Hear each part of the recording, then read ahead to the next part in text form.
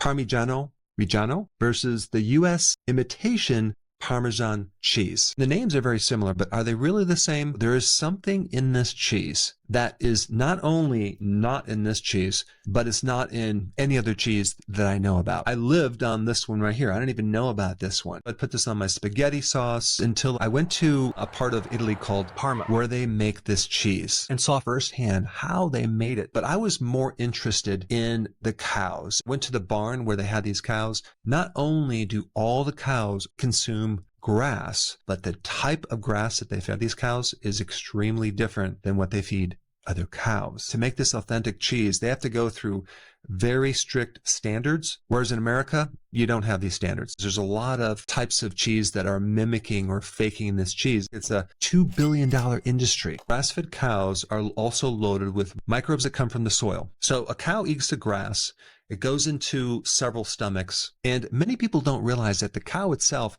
cannot digest that grass, that fiber.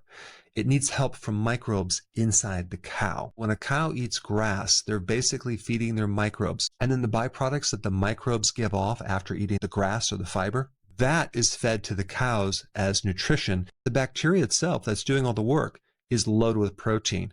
And so the cow gets very little direct nutrition. It gets a lot of the nutrition via the microbes. And so it's a combination of the type of microbes that are involved in the fermentation process, as well as the production going from milk to cheese that also involves microbes. This Parmigiano Reggiano is made from 3 ingredients. This very specialized standard cow's milk, number 2, salt, and number 3, an enzyme that allows the milk to turn into cheese. Now, if we do a little comparison to the American Parmesan cheese, we get a pasteurized part skim milk with a cheese culture, salt, enzymes, and of course they're also adding potassium sorbate to protect the flavor. This one here is raw. There is no requirements on aging with this one.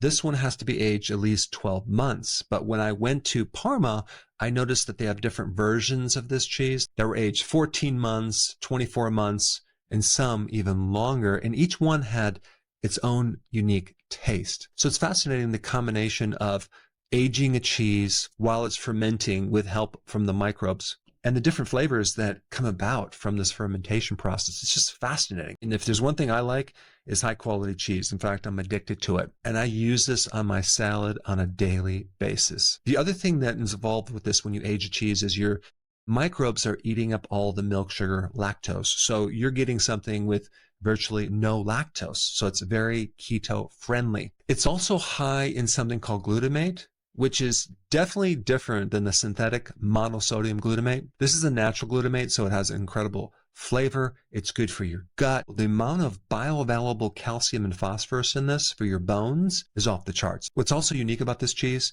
is one of the byproducts helps you build up glutathione, the master antioxidant for your liver. This also has something in it to help reduce blood pressure. There's butyric acid in here, which is really good for your brain as well. Out of all the amazing benefits that this cheese can give you health-wise, there's something way bigger. It just so happens that this cheese has the highest amount of vitamin K2 of any other cheeses out there. Vitamin K2 redirects calcium from your arteries, from your joints, and it pushes it into your teeth and your bones. So the version of vitamin K2 that this has is MK7. It's the most bioavailable. It's going to last a long time in your body. And so this cheese actually is a natural vitamin K2 machine on steroids. There's a lot of other benefits of vitamin K2 I'm not going to get into in this video. Benefits for your mitochondria, benefits to produce energy.